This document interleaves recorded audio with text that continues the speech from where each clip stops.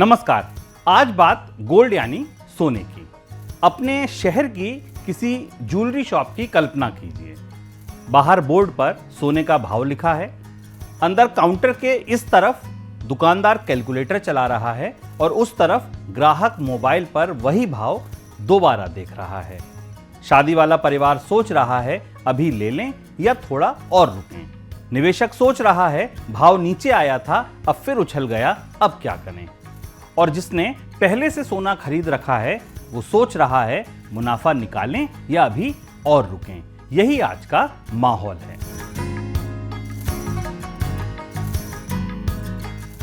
सोना सिर्फ इसलिए चर्चा में नहीं कि भाव ऊपर गया था या नीचे आया। सोना इसलिए चर्चा में है क्योंकि इसके आसपास एक साथ कई ऐसे संकेत दिख रहे हैं जो सोने के भाव में उतार चढ़ाव ला सकते हैं। पहले सोना ऊंचाई से फिसला, फिर अमेरिका ईरान के बीच शांति समझौते की खबर आई, तेल के भाव नीचे आए, डॉलर कमजोर हुआ, अमेरिका में ब्याज दरें बढ़ने की आशंका कुछ कम हुई और सोना नीचे से फिर उछल पड़ा। यानी एक ही सोने की अंगूठी में कई कहानियां छिपी हैं। घर की सुरक्षा, सरकार का आयात बिल, केंद्रीय बैंकों का भरोसा, डॉलर की चाल, ब्याज दर का डर और निवेशक की बेचैनी। इसी सब के बीच आम आदमी का सीधा सवाल है, क्या अभी सोना खरीदना चाहिए? नमस्कार, मैं हूं शुभम शंकरधर। आप देख रहे हैं क्लियर कट। आज का क्लियर कट इसी सवाल का जवाब ढूंढेगा, लेकिन इसका जवाब सिर्फ आज के भाव से नहीं मिलेगा, क्योंकि सोना कोई सामान्य चीज नहीं है। कच्चे तेल से फैक्ट्री चलती है, तांबे से तार बनता है, गेहूं से रोटी बनती है, लेकिन सोना अलग है। सोना कई बार कुछ नहीं करता, फिर भी संकट में सबसे ज्यादा याद किया जाता है। सोना धातु कम, भरोसे की पुरानी भाषा ज्यादा है। बहुत साल पुरानी बात है, साल 1944 का था। दुनिया विश्व युद्ध की आग से बाहर निकल रही थी। देशों की मुद्राओं पर भरोसा कमजोर था, व्यापार टूट चुका था, सरकारों पर कर्ज था और दुनिया के सामने सवाल था, अब वैश्विक आर्थिक व्यवस्था किस आधार पर चलेगी। अमेरिका के न्यू हैम्पशायर में ब्रेटन वुड्स सम्मेलन हुआ। वहां डॉलर को दुनिया की आर्थिक व्यवस्था का केंद्र बनाया गया और डॉलर के पीछे भरोसे के रूप में खड़ा था सोना। मतलब दुनिया ने यह कहा कागज चलेगा, लेकिन कागज को भरोसा सोने से मिलेगा।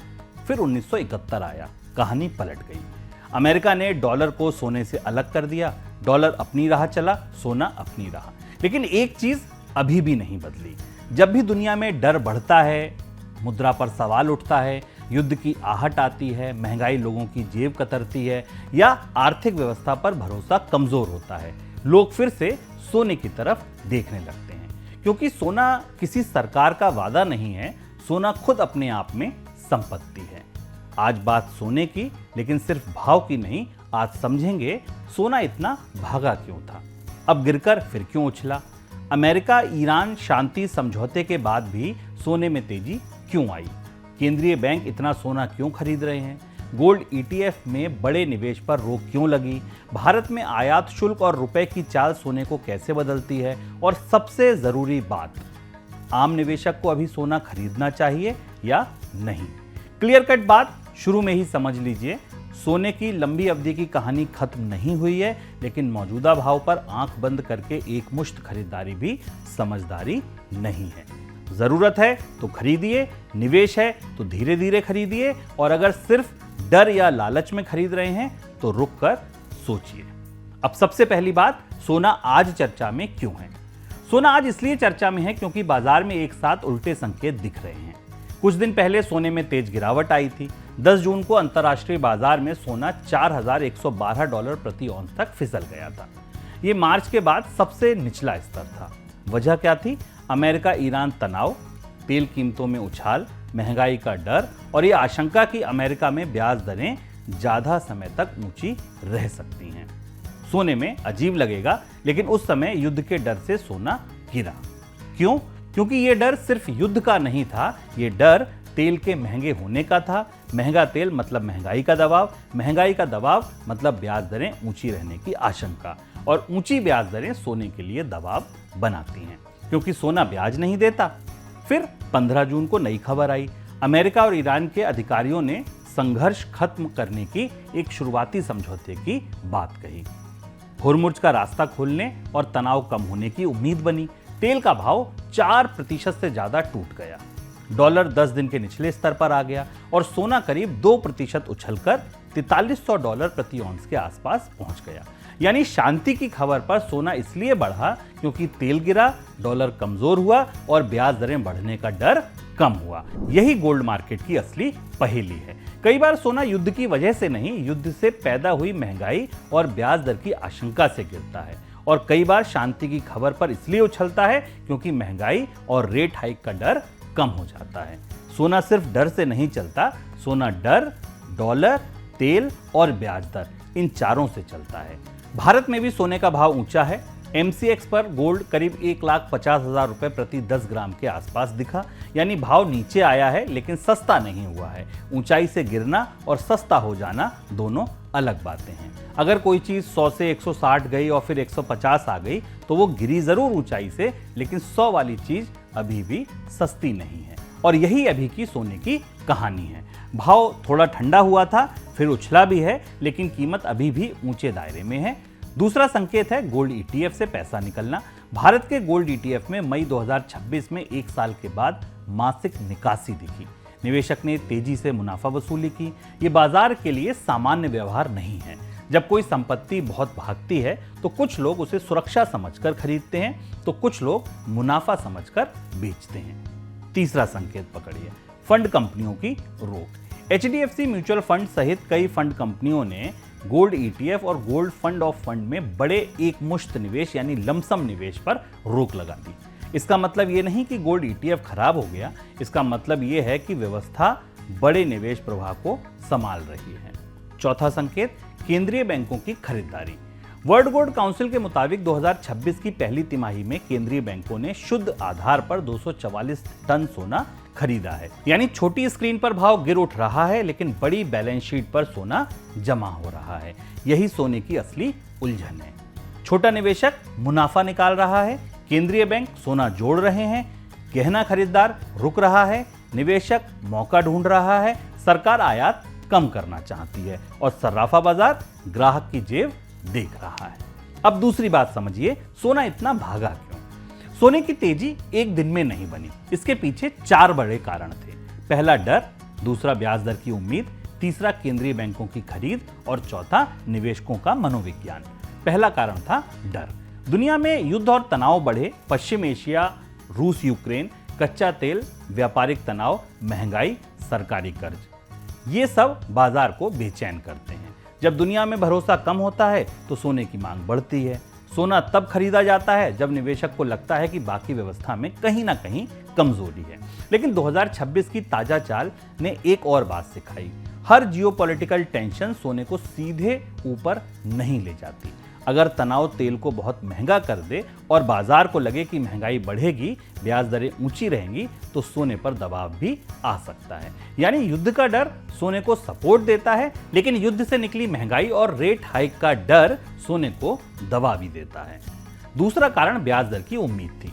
सोना ब्याज नहीं देता। अगर अमेरिकी बॉन्ड या जमा पर अच्छा रिटर्न मिलता रहे तो सोने का आकर्षण घट जाता है। लेकिन जब बाजार को लगता है कि आगे ब्याज दरें घट सकती हैं या महंगाई वास्तविक रिटर्न को खा सकती है, तो सोना फिर से आकर्षक हो जाता है। सोने की कीमत में सिर्फ डर नहीं, ब्याज दर का पूरा गणित छिपा होता है। तीसरा कारण केंद्रीय बैंकों की खरीदारी था। केंद्रीय बैंक सोना इसलिए नहीं खरीदते कि अगले महीने भाव 5% ऊपर जाएगा। वे सोना इसलिए खरीदते हैं क्योंकि सोना किसी दूसरे देश की देनदारी नहीं है। डॉलर रिजर्व जरूरी है, लेकिन डॉलर भी एक व्यवस्था से जुड़ा है। सोना उस व्यवस्था से बाहर खड़ी संपत्ति है। चौथा कारण निवेशकों का मनोविज्ञान। जब भाव भागता है तो बाजार में एक डर पैदा होता है, कहीं मौका ना छूट जाए। सिक्का, बार, गोल्ड ETF, डिजिटल गोल्ड, हर रास्ते में रुचि बढ़ती है, चर्चा तेज होती है, फिर तेजी तर्क से रफ्तार में और रफ्तार से भीड़ में बदल जाती है। सोने की तेजी डर से शुरू हुई, केंद्रीय बैंकों की खरीदारी से मजबूत हुई, निवेश के पैसे से तेज हुई और अब गिरावट के बाद उछाल में वही बाजार पूछ रहा है, ये मौका है या जाल। अब सोने की मांग कहां से आती है ये समझ लेते हैं। सोने की मांग को सिर्फ गहनों की मांग समझना गलत होगा। सोने की मांग 4 बड़े हिस्सों में बटी है। पहला गहने, दूसरा बार और सिक्के, तीसरा गोल्ड ETF, चौथा केंद्रीय बैंक। WGC के मुताबिक 2026 की पहली तिमाही में सोने की कुल मांग OTC सहित 1231 टन रही। कीमत के हिसाब से मांग रिकॉर्ड स्तर पर पहुंची क्योंकि भाव बहुत ऊंचा था, लेकिन मांग के अंदर की तस्वीर ज्यादा दिलचस्प है। गहनों की मांग मात्रा के हिसाब से दबाव में रही। 2026 की पहली तिमाही में गहनों की मांग 23% नीचे रही। इसका मतलब ये नहीं कि लोगों ने सोने से रिश्ता खत्म कर दिया, इसका मतलब ये है कि महंगे भाव पर लोग ग्राम कम कर रहे हैं, सोना खरीद रहे हैं। सोने की दुकान में ग्राहक डिजाइन पसंद करता है, भाव सुनता है और फिर कहता है थोड़ा हल्का दिखाइए। ऊंचा भाव मांग खत्म नहीं करता, मांग का वजन कम कर देता है। दूसरी तरफ बार और सिक्कों की मांग मजबूत रही। 2026 की पहली तिमाही में बार और सिक्कों की मांग 474 टन रही, यानी सोने को गहने से ज्यादा सुरक्षा और निवेश की तरह देखा जा रहा है, खरीदा जा रहा है। भारत में भी यही बदलाव दिख रहा है। 2026 की पहली तिमाही में निवेश मांग ने गहनों की मांग को पीछे छोड़ दिया। ये बड़ा संकेत है, भारत का खरीदार बदल रहा है। पहले वह सोना मुख्य रूप से पहनने के लिए खरीदता था, अब सोना बचाव के लिए, निवेश के लिए और पोर्टफोलियो की सुरक्षा के लिए खरीद रहा है। ये छोटा बदलाव नहीं है, सोना अब सिर्फ लॉकर की चीज नहीं, पोर्टफोलियो की चीज बन चुका है। गोल्ड ETF की मांग भी महत्वपूर्ण है। 2026 की पहली तिमाही में दुनिया के गोल्ड ETF में पैसा आया, लेकिन भारत में मई 2026 में पैसा निकला। इसका मतलब यह है कि ETF निवेशक तेजी से बदलता है। भौतिक सोना खरीदने वाला कई बार भाव देखकर भी रुक लेता है, लेकिन ETF निवेशक एक क्लिक में बाहर निकल सकता है। केंद्रीय बैंकों का हिस्सा सबसे रणनीतिक है। केंद्रीय बैंक गहने नहीं खरीदते, वे रिजर्व बनाते हैं। उनकी खरीदारी बताती है कि दुनिया की मौद्रिक व्यवस्था में सोने की भूमिका फिर मजबूत हो रही है। केंद्रीय बैंक इतना सोना क्यों खरीद रहे हैं? आपके दिमाग में यह सवाल आ सकता है। जब आम आदमी महंगे भाव पर रुक रहा है तो केंद्रीय बैंक आखिर क्यों सोना खरीद रहे हैं? क्योंकि दोनों की जरूरत अलग है। आम निवेशक सोना खरीदता है तो सोचता है भाव बढ़ेगा या घटेगा। केंद्रीय बैंक सोना खरीदते हैं तो सोचते हैं अगर डॉलर व्यवस्था में तनाव आया, अगर प्रतिबंधों का दौर आया, अगर मुद्रा में उतार चढ़ाव आया, अगर वित्तीय व्यवस्था पर भरोसा हिला, तो रिजर्व में ऐसी कौन सी चीज है जो किसी दूसरे देश की देनदारी नहीं है? सोना इसका जवाब है।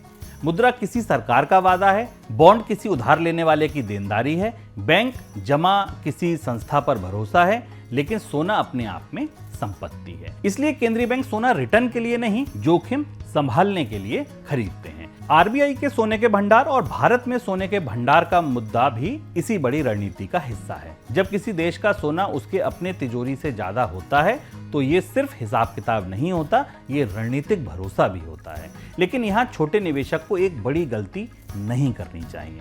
केंद्रीय बैंक की खरीदारी संकेत हो सकती है, नकल करने की रणनीति नहीं। केंद्रीय बैंक 100 साल की बैलेंस शीट देखकर सोना खरीदते हैं। आम निवेशक EMI, बच्चों की पढ़ाई, शादी, रिटायरमेंट और नकदी की जरूरत देखकर निवेश करता है। हाथी और स्कूटर एक ही सड़क पर चलते हैं, लेकिन दोनों की रफ्तार और ब्रेक अलग हो सकते हैं। अब गोल्ड ETF में रोक क्यों लगी, ये बड़ा अहम सवाल है। गोल्ड ETF की बात कर लेते हैं। HDFC म्यूचुअल फंड सहित कुछ फंड कंपनियों ने जून 2026 में गोल्ड ETF और gold ETF fund of fund के एक मुश्त निवेश पर अस्थायी रोक लगाई। कुछ जगह बड़े निवेश की सीमा तय की गई, कुछ जगह प्रति पैन मासिक सीमा लगाई गई। इसका मतलब क्या है? क्या गोल्ड ETF में संकट है? नहीं। क्या निवेशक का पैसा फंस गया? नहीं। क्या गोल्ड ETF बंद हो गया? बिल्कुल नहीं। असल बात यह है कि फंड कंपनियां बड़े निवेश प्रवाह को संभाल रही हैं। जब सोने में अचानक बहुत बड़ा पैसा आता है तो फंड को सोने से जुड़ा निवेश बनाना पड़ता है। भारत में सोने का आयात पहले से नीति की चिंता है। सरकार आयात कम करना चाहती है, शुल्क बढ़ा रही है और विदेशी मुद्रा भंडार पर दबाव को लेकर सतर्क है। ऐसे माहौल में एक मुश्त निवेश पर स्पीड ब्रेकर लगाना बाजार प्रबंधन का संकेत है। गोल्ड ETF पर रोक खतरे की घंटी नहीं है, ये स्पीड ब्रेकर है, लेकिन स्पीड ब्रेकर भी बताता है कि सड़क पर रफ्तार ज्यादा हो चुकी थी। छोटे निवेशक के लिए संदेश साफ है। गोल्ड ETF खराब रास्ता नहीं है, लेकिन मौजूदा बाजार में आंख बंद करके एक मुश्त निवेश सही नहीं है। सोने में निवेश करना है तो धीरे धीरे अपनी हिस्सेदारी देखकर और खर्च समझकर करना बेहतर होगा। भारत में सोना अलग क्यों चलता है, ये भी एक जरूरी बात है जिसको समझ लेते हैं। मान लीजिए लंदन में सोने का भाव गिरा, क्या आपके शहर में सोने की दुकान पर भाव उतना ही गिर जाएगा? जरूरी नहीं है, क्योंकि भारत में सोने का भाव 4 दरवाजों से होकर आता है। पहला अंतर्राष्ट्रीय भाव, दूसरा रुपए और डॉलर की चाल, तीसरा आयात शुल्क और चौथा जीएसटी स्थानीय प्रीमियम मेकिंग चार्ज। अगर दुनिया में भाव गिरा लेकिन रुपया कमजोर हुआ, आयात शुल्क बढ़ा और स्थानीय प्रीमियम बदल रहा है, तो भारतीय खरीदार को पूरी राहत नहीं मिलती है। सोना लंदन से सीधे सर्राफा बाजार में नहीं उतरता, बीच में डॉलर की चौकी, रुपए की चौकी, आयात शुल्क की चौकी और जीएसटी की चौकी है और मेकिंग चार्ज का दरवाजा है।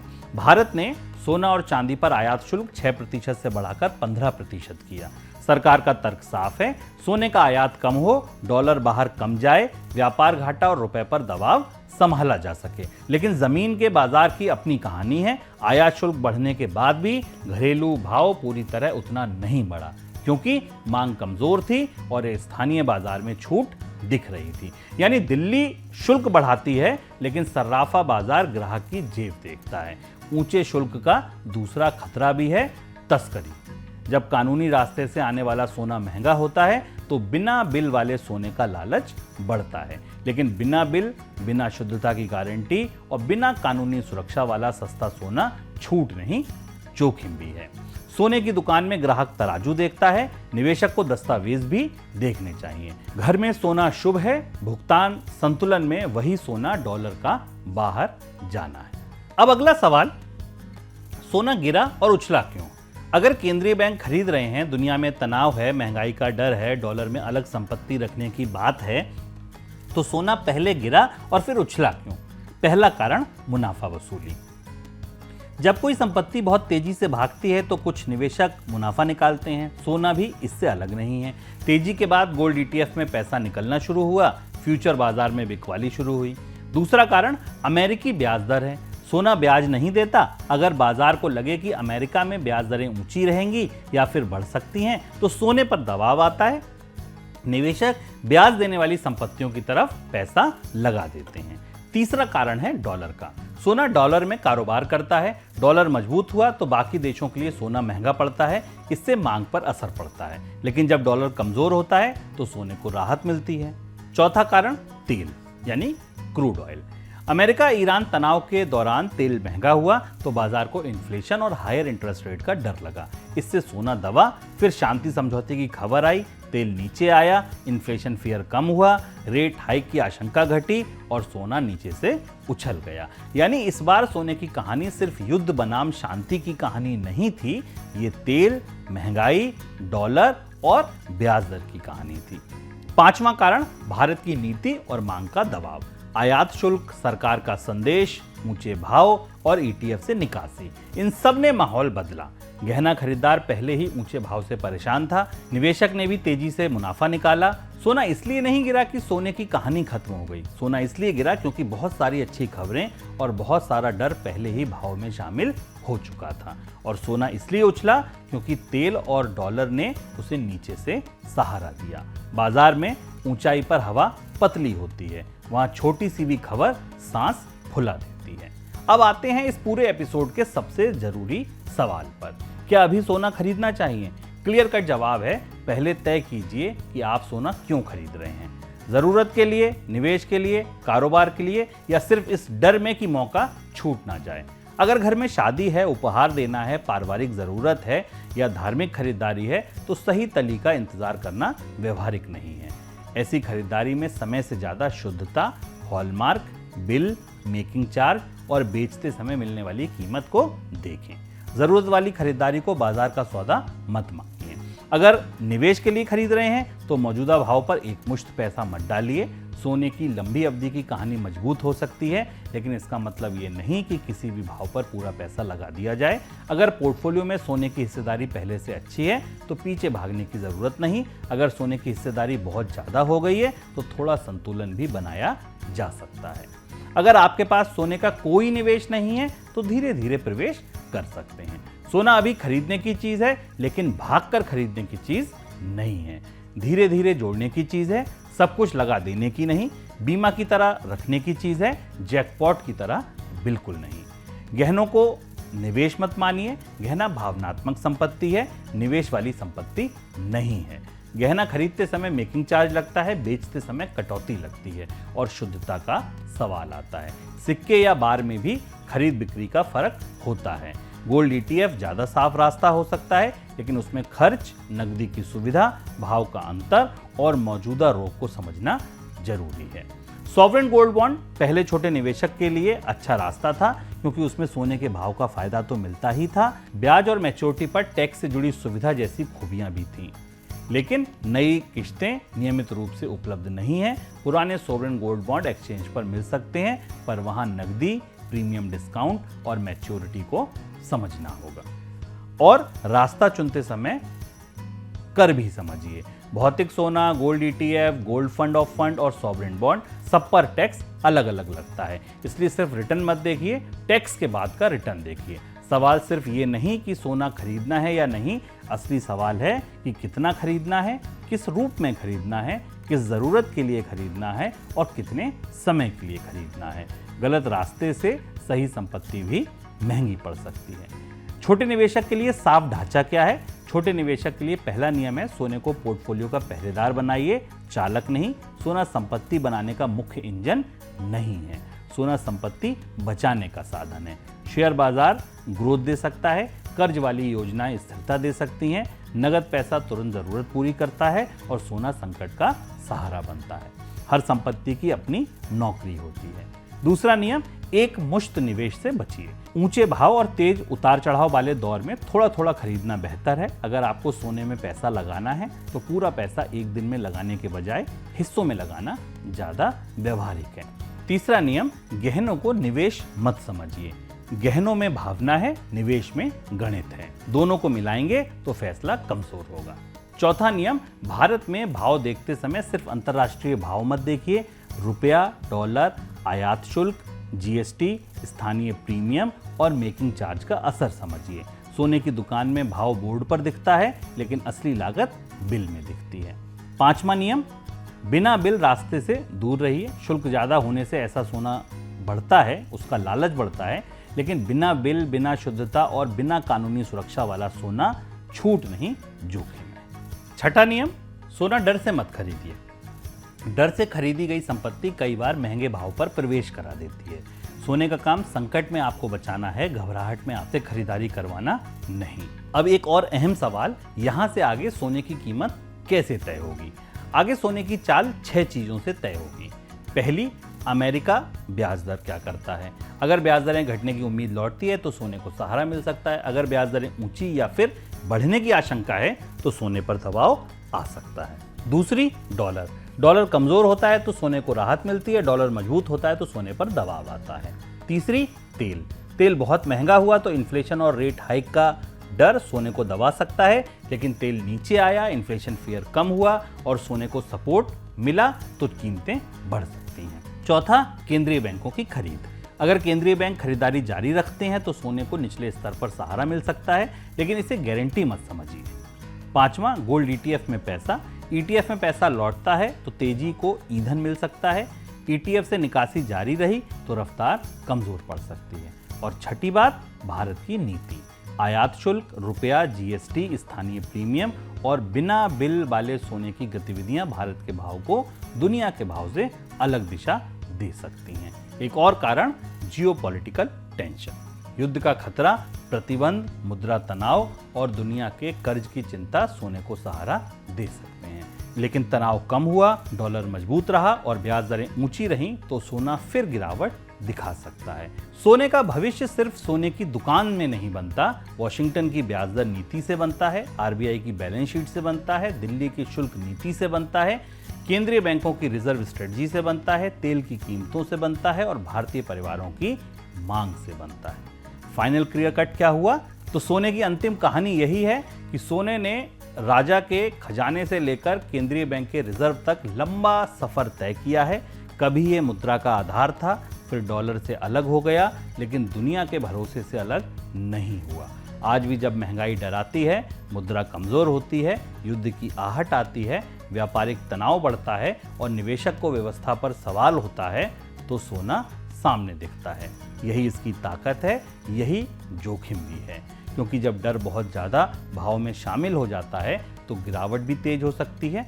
अमेरिका ईरान समझौते के बाद सोने का ताज़ा उछाल भी यही बताता है। गोल्ड मार्केट सिर्फ हेडलाइन नहीं पढ़ता, वो हेडलाइन के पीछे तेल, डॉलर, इन्फ्लेशन और ब्याज दर का हिसाब भी पड़ता है। यानी एक ही सोने की ईंट में कई कहानियां बंद हैं। डर की कहानी, डॉलर की कहानी, तेल की कहानी, ब्याज दर की कहानी, सेंट्रल बैंक की कहानी और आम निवेशक की बेचैनी की कहानी। आज सोने की लंबी अवधि की कहानी खत्म नहीं हुई। केंद्रीय बैंकों की खरीदारी है, डॉलर से अलग संपत्ति रखने की सोच है, महंगाई से बचाव है, भू राजनीतिक तनाव है, भारत का आयात शुल्क है, गोल्ड ETF का रास्ता है, रुपए का असर है, लेकिन मौजूदा भाव पर आंख बंद करके खरीदारी करने का जोखिम भी है। इसलिए क्लियर कट बात यही है, सोना खरीदना गलत नहीं है, लेकिन सोने के पीछे भागना गलत हो सकता है। ज़रूरत है तो खरीदिए, निवेश है तो धीरे खरीदिए, पोर्टफोलियो में जगह है तो रखिए, बहुत ज़्यादा हिस्सेदारी है तो ठहरिए, कारोबार कर रहे हैं तो नुकसान रोकने की सीमा रखिए, गहना खरीद रहे हैं तो हॉलमार्क, प्योरिटी और बिल देखिए, और सिर्फ इसलिए खरीद रहे हैं कि सब खरीद रहे हैं तो रुकिए, सोचिए। सोना संपत्ति बनाता नहीं, सोना संपत्ति बचाता है। फर्क यही है, जो निवेशक ये फर्क समझता है सोने का सही इस्तेमाल करता है। जो ये फर्क भूलता है वह चमक देखकर भाव में फंस जाता है। सोना लॉकर में रखा धातु नहीं है, दुनिया के भरोसे का थर्मामीटर है। जब थर्मामीटर बहुत ऊपर दिखे तो सिर्फ थर्मामीटर मत देखिए, बुखार भी समझिए। नमस्कार, मैं हूं शुभम शंकरधर, आप देख रहे थे क्लियर कट।